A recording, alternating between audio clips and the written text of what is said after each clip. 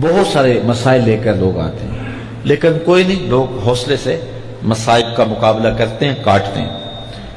لیکن کچھ لوگ آتے ہیں دعا کے لیے تو بات کرتے ہی آنکھیں چھلکنے لگتی ہیں اور میرا دل بھی قابو میں نہیں رہتا۔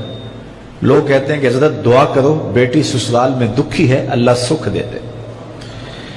تو میں دعا بھی کرتا ہوں، لیکن میں تنہائی میں جا کے روتا ہوں کہ اس درد کا مداوع کیا ہے، اس دکھ کا علاج کیا ہے، اور معاشرہ تیزی سے اس تکلیف کی طرف بڑھ رہا ہے، اور طلاق کی شرح بھی جو ہے وہ بڑھتی چلی جا رہی ہے۔ میرے پاس ایک دن ایک صاحب آئے، ساتھ ان کی بیوی تھی، اور میں انہیں جانتا ہوں، عزت دار لوگ تھے۔ تو انہوں نے کہا کہ ہم آپ سے کوئی تنہائی میں بات کرنا چاہتے ہیں۔ تو ان کے اپنے عزیز تھے، بیٹیاں اس شخص کی زیادہ ہیں، اپنے عزیزوں میں شادی کر دی۔ تو اس وقت انہوں نے طے کر لیا کہ کوئی بات نہیں، ہم جہیز نہیں لیتے۔ لیکن وہ باپ بلک بلک کے مجھے کہہ رہا تھا کہ کتنے دنوں سے میری بیٹی گھر آ کے بیٹھی ہوئی ہے، اور وہ کہتے ہیں کہ اتنی دیر واپس نہ آنا جب تک تیرا جہیز پورا نہیں ہو جائے گا۔ میں کہتا ہوں کتنا صفاق معاشرہ ہو گیا ہے اور کتنے کٹھن حالات ہو گئے ہیں۔ تو جب معاشرہ اس کیفیت میں چلے جائے تو پھر انارکی پھیلتی ہے اور معاشرے پھر قائم نہیں رہتے۔ تو کتنی باپ کی دہلیز پر بوڑھی ہونے والی بیٹیاں، ان کی سسکیاں، ان کی آہیں اور ان کی چیخیں اس معاشرے کو بے چین کی ہوئی ہیں۔ تو امیر لوگوں کی ذمہ داری ہے کہ وہ غریبوں کے دکھ بانٹ لیں۔ اللہ تعالیٰ ارشاد فرماتا ہے کہ فکو رقبہ او اطعام فی یوم ذی مسغبہ، کسی پھنسے ہوئے کی گردن چھڑانا یہ بڑی نیکی ہے۔ تو اس وقت غریب کی بیٹیوں کا رشتہ کوئی قبول نہیں کرتا۔ اگر کوئی نوجوان اور اگر کوئی سرمایہ دار غریبوں کی بیٹیاں قبول کر لے تو یہ اس کی مہربانی ہوگی، اور اگر یہ نہیں کر سکتا تو کم از کم ان بیٹیوں کی شادیوں کا اہتمام کیا جائے، لیکن یہ مہربانی کی جائے کہ غریبوں کی بچیوں کو نمائش گاہ میں نہ کھڑا کیا جائے اور ان کی غربت کا تماشا نہ بنایا جائے۔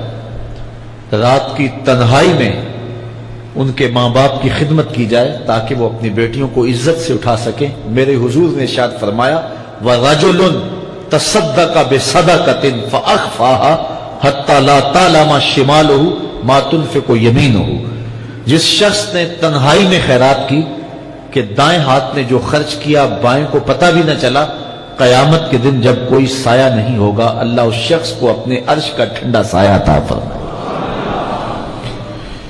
تو یہ جو اجتماعی شادیوں کا ماحول ہے، تو اگر اس کو ہم اس میں تبدیل کر لیں کہ غریبوں کی عزت نفس مجروح نہ ہونے پائے، تو اللہ تعالیٰ یہ توفیق نصیب فرمائے اور معاشرے کے اندر ایسے لوگ نکلیں جو معاشرے کے دکھ بانٹتے ہیں۔ اور علماء کو ممبر و محراب سے زوردار آواز اٹھانی چاہیے کہ یہ جو رسم پیدا ہو گئی ہے جہیز کی، اور اس کے بغیر بیٹیاں گھر سے رخصت نہیں ہو سکتی ہیں، تو اس کو ختم کیا جائے اور اس کے خلاف عملی جہاد کیا جائے، اور اس کے لیے امیر لوگ نمونہ بنیں۔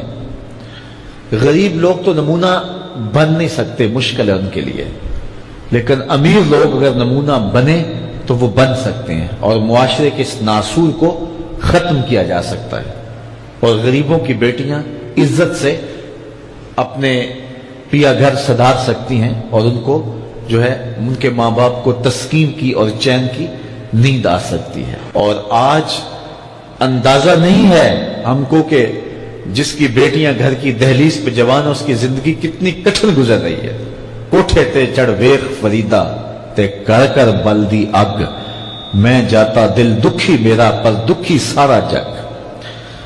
تو پورا معاشرہ اس وقت اس اذیت سے، اس کڑن سے گزر رہا ہے کہ بیٹیاں جوان ہیں اور رشتے نہیں مل رہے، اور پھر اگر رشتے مل رہے ہیں تو بیٹے والوں کے نخرے ہی بڑے عجیب ہیں، اور پھر جس طرح وہ بیٹیوں کو، غریبوں کی بیٹیوں کو लौंडियां बना के अपने घरों में रखते हैं, तो ये एक अलग दर्द की और दुख की कहानी है। मेरे पास लोग आते हैं, दुआ कीजिए, कारोबार नहीं है, मुआशी बुहरान है, माली परेशानियां हैं,